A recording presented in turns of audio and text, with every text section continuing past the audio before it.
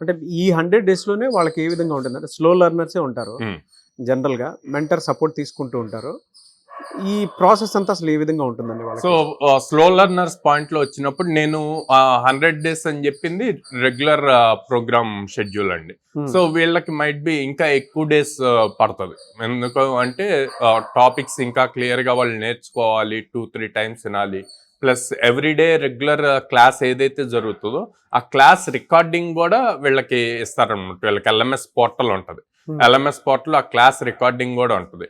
So వాళ్ళు మళ్ళీ రిపీటెడ్గా వినటానికి ఛాన్స్ ఉంటుంది. సో ఇలా చూసుకుంటే మైట్ బి ఇది రెగ్యులర్ వాళ్ళకి 100 డేస్ పట్టొచ్చు, వీళ్ళకి 150 డేస్ పట్టొచ్చు.